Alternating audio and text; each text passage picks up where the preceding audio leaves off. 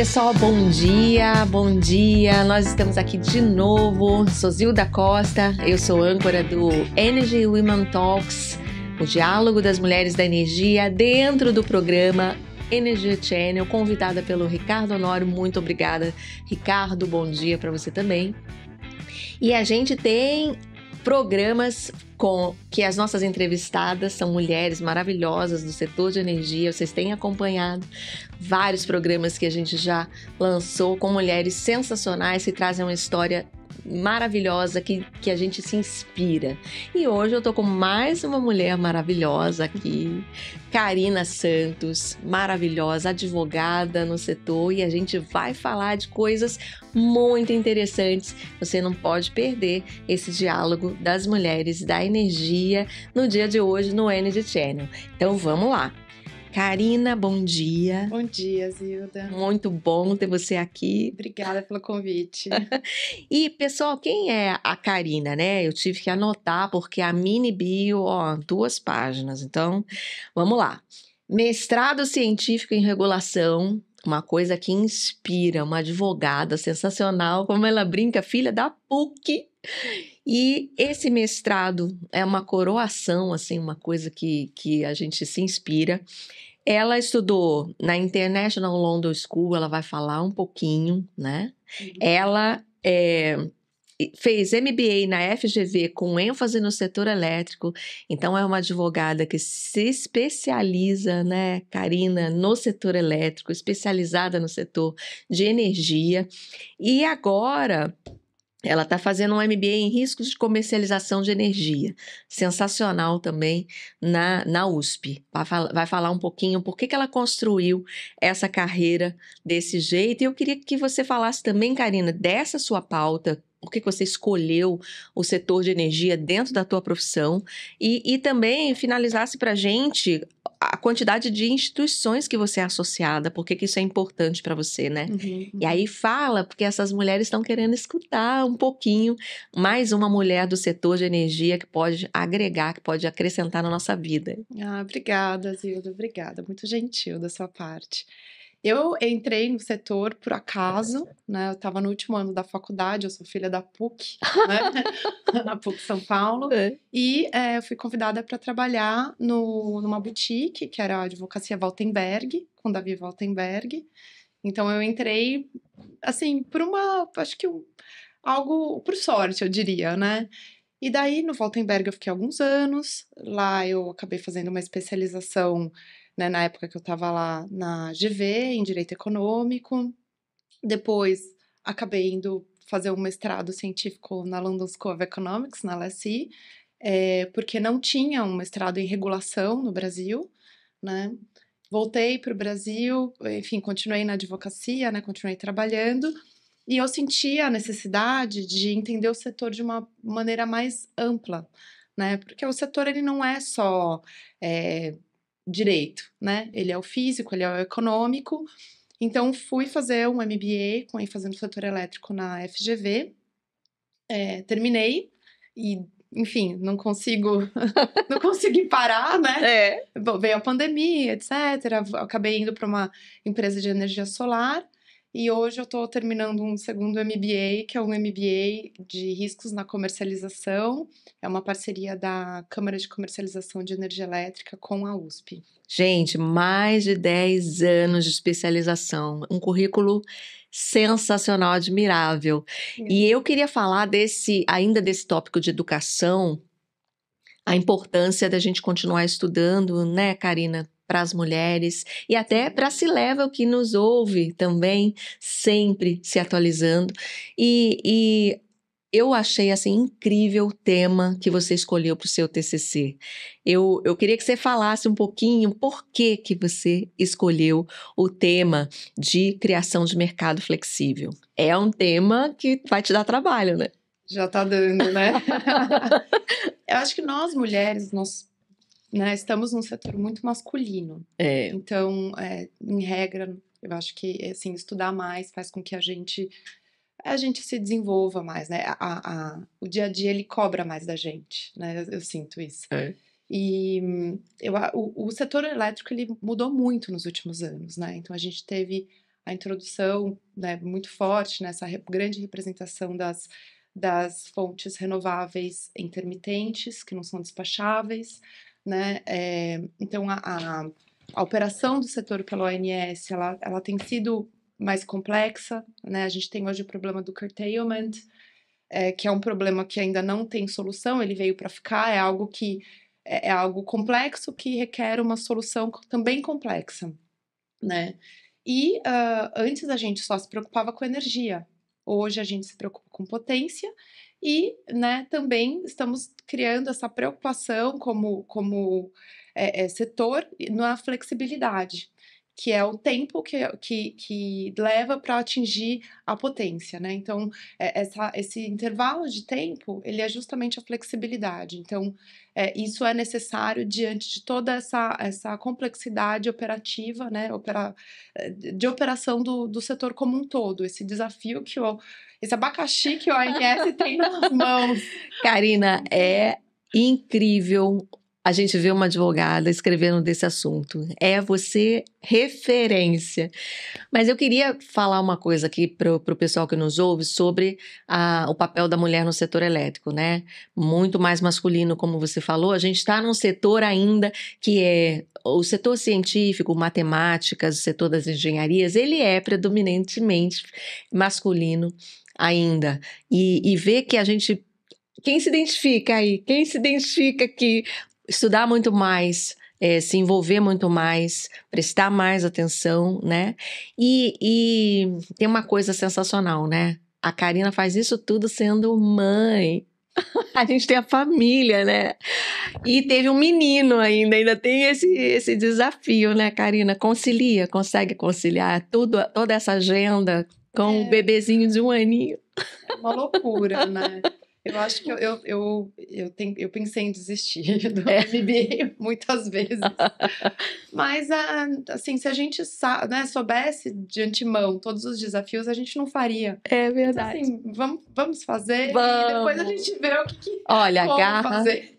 Garra, né? E Karina, dentro dessa agenda, assim, super complexa, você ainda publica muita coisa. Eu adorei, assim, olhar as suas publicações no LinkedIn. Eu vejo que você publica muita coisa, você ainda encontra tempo para escrever, que você adora, né? Sim. E uma das publicações que eu queria que você falasse um pouquinho para aqui o nosso diálogo é sobre a publicação do gás que você fez, né? Decreto do gás que você escreveu para a Globo. Foi uma publicação muito vista, muito legal. E fala um pouquinho pra gente, faz assim um resumão aí. Assim, eu acho que o mercado do gás, ele vai seguir né, eu acredito que ele vai seguir a abertura de mercado que hoje a gente tem na energia elétrica, né? Então, esse novo decreto do gás, ele é um decreto que busca inserir ali incentivar a competição nesse mercado do gás. Claro, tem suas questões, como, né, incentivos que, do ponto de vista econômico, são questionáveis, né? Vamos dizer que a regulação ela também tem essa interferência que não necessariamente tem como base o viés econômico, mas foi muito no sentido de olhar e falar, poxa, esse mercado aqui ele vai se desenvolver olhando para o nosso mercado de energia que é extremamente complexo. Então, do ponto de vista regulatório, a energia, o setor elétrico, eu entendo como o setor mais complexo justamente por conta do não armazenamento, né? A gente tem um mercado físico e depois o lastro contratual que precisa ser feito, né, para de fato verificar quem tem direito, né, quem vendeu e tinha energia para vender, quem comprou e tinha, né, e pagou por essa energia. Então são mundos diferentes que precisam ser conciliados. E isso faz com que, junto com o não armazenamento, faz com que a nossa regulação seja, no meu entender, a mais complexa que a gente tem. Gente, e a gente está falando com uma das maiores especialistas aqui de regulação. Vocês viram ali pelo tanto que Karina estudou e se dedicou a esse tema, né? E falando nisso, leiam o que a Karina escreveu sobre a regulação Do gás, sobre o decreto do gás. E aproveitando, eu queria puxar um pouquinho, Karina, de você, todo esse conhecimento aqui pra gente, e da forma tão didática que você fala também, né? Falando sobre curtailments, que você agora tá especialista aí nesse assunto. Muita gente que tá nos ouvindo tem essa dúvida. O que é o curtailment? Eu acho que até no Congresso e até tem gente que tá falando e não conhece, né? Não, mas o que é isso? E aí eu queria que você falasse para a gente um pouquinho por que o curtailment é um problema, quando que começou esse problema, né? O que é, desde quando e quais são os riscos do curtailment e se o governo está fazendo alguma coisa para a solução desse problema. Eu acho que a sua visão para a gente é muito importante como especialista do setor e pode agregar muito aqui, que a gente está ouvindo falar e a gente tem que buscar aí as raízes, né? E Karina contribuindo, tem excesso de energia e pouca demanda, isso influencia também, né? Hoje nós temos excesso de energia e pouca demanda, né, em relação à quantidade de energia que tem no mercado, então existe esse desbalanceamento. E o ONS, né, temos 3 tipos de curtailment, esse é o mais grave, né, o que mais acontece, e o ONS, por conta disso, porque ele é responsável pela segurança sistêmica, então ele não pode deixar que exista esse desbalanceamento. Então ele fala, olha, geradores, né, não injetem energia no sistema, porque senão a gente vai ter aí um excesso de tensão num primeiro momento, depois uma subtensão e o sistema cai. Que foi o que aconteceu lá em agosto de 2023 com o linhão Fortaleza 2 Quixará, se eu não me engano. E a gente teve, de fato, uma queda de energia e um problema no sistema, né? E em agosto de 2023 o curtailment se agravou, né? Por conta desse problema nessa linha de transmissão. E o que o ONS, segundo o ONS, o que ele identificou? Que os dados que eram apresentados pelos players do mercado não refletiam exatamente a realidade do impacto dessas centrais geradoras no sistema, no Sistema Interligado Nacional. E, como consequência, os modelos matemáticos do ONS, eles resultavam em impactos sistêmicos, né? Porque eles injetam essa informação nos modelos matemáticos, e esses modelos eles fazem uma avaliação de qual de fato o nível de segurança ali que o sistema precisa para operar. E o ONS entendeu que, por conta dessas informações erradas, o nível de segurança apresentado pelo sistema matemático estava inadequado. E aí foi feito um ajuste. Impactou. Então, do ponto de vista operativo, né, operacional do sistema, o ONS passou a adotar uma postura mais restritiva. E isso fez com que o escoamento da energia, que está muito concentrado no submercado norte, nordeste, né, do Brasil, esse escoamento para o submercado sudeste, ele sofresse uma maior restrição. E isso, até por conta da falta de infraestrutura, né? A gente tem excesso num lugar e falta, né, essa transmissão para um outro submercado. E por conta dessa postura restritiva do ONS, na prática, os geradores de energia solar, eólica e hidráulica também, né, eles passaram a ser impedidos de injetar toda a quantidade de energia que eles poderiam injetar no sistema. Isso é o curtailment. E isso envolveu judicialização, né, Karina? Muito, muito. A gente fez um levantamento da quantidade de ações judiciais, né, que a gente temos, eu acho que, enfim, todo mês aumenta, né? Mas é muito. Muito, e assim, temos muito pro momento, né? Argumentos de parte a parte, a gente fez esse mapeamento. Então, os geradores entendem que a regulação da ANEEL, que também é um outro ponto, né, que ajudou muito na judicialização do curtailment, ela de maneira ilegal, ela não reconhece todos os tipos de curtailment como passíveis de indenização, né? Então, só a ausência de infraestrutura, né, esse tipo de curtailment que é indenizável, e após uma quantidade mínima de horas por ano civil.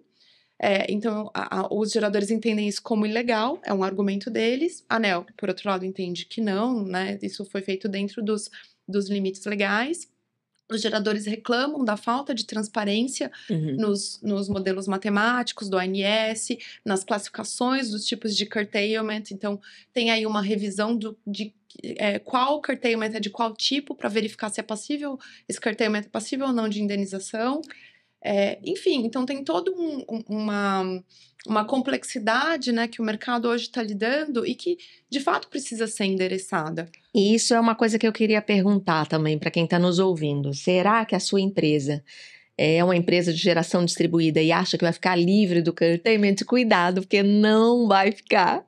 E eu queria colocar uma pergunta, Karina, para você, porque nesse momento que você deu essa explicação, eu queria que você falasse a importância da oferta de energia e oferta de potência. Por que essa diferença, essa necessidade de potência pode ser influenciadora também, impactar em muitas coisas aí da geração distribuída e da geração centralizada também, né? Sim, sim.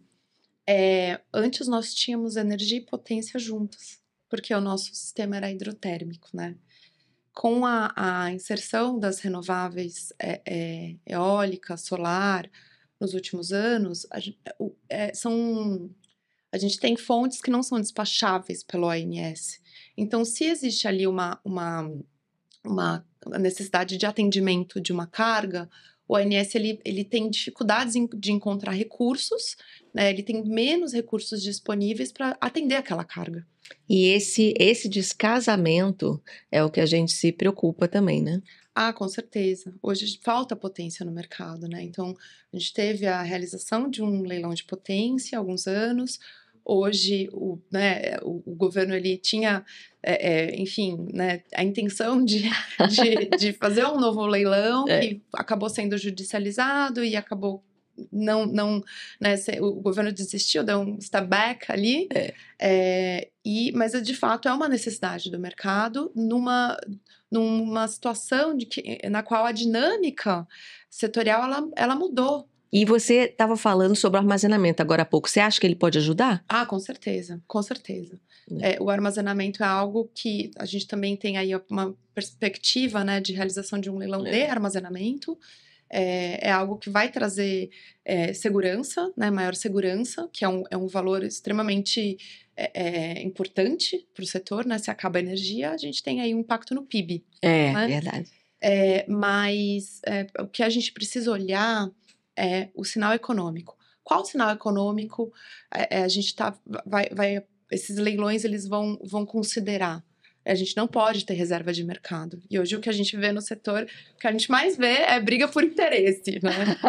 Interesse de cada uma das geradoras, enfim, entre os próprios players dos diversos ali, das diversas atividades do setor, brigando ali. A gente precisa focar numa regulação né, baseada no sinal econômico. E eu acho incrível, porque ela nos traz uma coisa que, diferente do que a gente vê no mercado, é que sinaliza onde a gente tem que prestar atenção, né? A Karina escreve sobre transição energética para a revista de descarbonização do Brasil, né? E ela é especialista nesse tema, especialista em renováveis, e eu acho que a gente pode fazer uma pergunta importante aqui para gente que está te escutando, quando a gente está falando do problema do curtailment, a gente está falando do problema que a gente não entrou ainda do DSO, que é o sistema que vai ser implantado, que você pode um pouquinho discorrer para a gente, mas eu queria fazer uma pergunta assim, do futuro do setor elétrico. A gente não tem uma bola de cristal aqui, mas a gente está diante de uma especialista sensacional, uma pessoa entendida em renováveis, em transição energética, em regulação de energia, em curtailment, especialista no setor elétrico.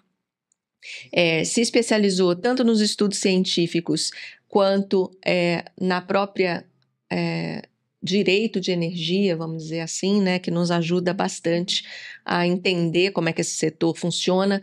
e é uma pessoa que transita entre a geração distribuída, a geração centralizada e todos os ativos do setor elétrico, como transmissão, distribuição, armazenamento agora, né? Então, a pergunta aqui é: existe solução fácil ou solução complexa para esse nosso futuro do setor elétrico? Bom, eu não tenho a solução, né? Mãe Karina Santos, mãe Karina vai nos ajudar aqui. Problemas complexos requerem soluções complexas, né? O futuro, a gente vai ter um sistema distribuído, né? Sem dúvida nenhuma. Chave para essa palavra aqui. Se alguém está pensando que a gente continua com grandes indústrias de energia centralizadas, Karina está dizendo que o futuro do Brasil é distribuído. Sim.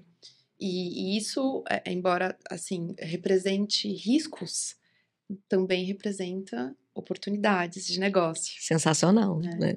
Então, de fato, a gente vai ter uma outra lógica, né? Na linha do que a gente já vem conversando desde o início desse bate-papo, a gente tem uma outra lógica física, né? Que vem se desenhando. Então, a gente tem a abertura de mercado, a inserção, né? Agora, né, o crescimento dos consumidores livres, dos varejistas.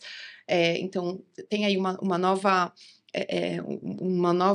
oportunidade econômica, né? Enfim, a gente tem os recursos energéticos distribuídos, que é necessário uma regulamentação para trazer capital, para trazer segurança para os investidores colocarem dinheiro no Brasil. Então, isso é necessário, né? Estamos aí aguardando a regulação, né? A normas sobre armazenamento, deve ficar para 2027. Mas, de fato, o futuro é distribuído, né? Não tem como parar a inserção tecnológica, o impacto disso no setor, não tem como é um caminho sem volta, é um caminho onde a gente vai ter micro-redes para dar uma maior segurança ao sistema, né, como um todo, virtual power plants também é algo que a gente vem falando nos últimos anos. Então, toda a nossa lógica da regulação, né, ela de fato ela vai ter que atender a essas demandas de mercado. Sensacional. E a gente está vendo que o ONS sugere um controle maior para a geração distribuída do que a gente tem agora através do DSO, né? Isso. Você tem acompanhado também essa proposta? Tenho acompanhado. É necessário definir quem vai ser o DSO, que são, basicamente, são diversos OMS, quem né? vai ser o agente, né? Isso, em âmbito regional. Então, por quê? Porque a gente vai ter ali uma operação, né? A gente precisa de uma operação mais capilarizada no sistema. Então, hoje, o ONS, ele opera, né, o despacho das geradoras e o escoamento da energia em alta tensão. E como que fica a média baixa tensão? Né?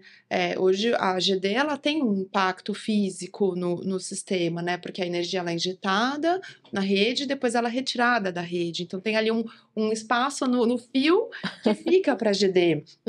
Como que isso, né, vai ser operado, né, no futuro? Né? Isso, de fato, vai ser operado pelo DSO. Mas quem é o DSO? Né? Outro, acho que ponto interessante desse novo momento é o supridor de última instância. Quem vai ser o supridor de última instância, né? Ainda é algo que está sendo discutido no âmbito da medida provisória 1300, mas não está claro. Vai ser a distribuidora, vai ser o comercializador, né? Vai ser só a distribuidora, porque eu já tenho ali uma sinalização que a distribuidora vai poder ser o SUI. Então, esses temas, esses novos agentes, né, os agregadores, quem vão ser os agregadores, né? Tudo isso a gente precisa definir de uma maneira isenta, né, dando sinais econômicos adequados para que de fato a gente tenha uma regulação saudável. Hoje a gente vive um momento do setor extremamente preocupante com todas as interferências políticas. Isso mesmo. E olha, eu colaboro com a Associação Brasileira de Geração Distribuída, sou vice-presidente da ABGD e a ABGD está nessa transformação fazendo o foco com recursos energéticos distribuídos. Então, a gente está numa transição da empresa para esse novo momento, né? Da empresa BGD, como apoiando nossos associados em todos esses temas. O DSO, que é o Sistema Operacional de Distribuição, que vai gerar um controle. E tudo isso eu vejo através dos nossos associados que, se as empresas não investirem em digitalização, monitoramento, não investirem em sistemas adequados, crescimento do entendimento sobre a regulação, estudos para soluções complexas, ela não vai acompanhar, porque tem entrantes aí, o varejista, o ano que vem, tem outros entrantes, como o armazenamento, nos anos que se seguirão, né? Então, tem vários... O entrante do controle do DSO, o entrante do curtailment, que afeta a solar. Então, a gente tem problemas complexos e as empresas precisam investir. Olha, foi sensacional conversar com você, Karina. Eu queria que você desse aqui um conselho para as mulheres maravilhosas que estão trabalhando nas suas empresas, seja no setor de administração das empresas, seja no setor de direito, advocacia, regulatório ou não, das empresas de geração de energia, sejam as engenheiras de campo e as administradoras como um todo, né? As nossas mulheres maravilhosas, presidentes de associações, presidentes de empresas, que pretendem e sonham que esse setor cresça como a gente tem esse sonho, né? Qual é seu recado final? E eu queria te agradecer por você ter vindo também. Imagina, é um prazer, Zilda. O meu recado é que nós mulheres, eu entendo, não é uma análise nós contra eles, né? Nada. Mas eu acho que nós temos mulheres incríveis no setor. Eu tenho conhecido pessoas assim de uma capacidade ímpar. E nós temos o potencial de ocupar muito mais espaço do que a gente ocupa. Então, o meu recado é que nós podemos, né? Podemos. Olha, então eu queria agradecer a presença de Karina Santos, uma inspiração pra gente, um conhecimento aqui, um copo cheio pra gente beber desse conhecimento. E eu queria dizer que ela terminou com uma frase que eu queria falar: sim, elas existem. Elas existem, nós existimos, a gente está aí com competência em abundância e constante busca pelo conhecimento. Obrigado ao Energy Channel por esse diálogo maravilhoso do Energy Women Talks, que foca nesse papel da mulher no setor elétrico. Obrigada, Ricardo Honório, por mais esse dia. Saúde para todos.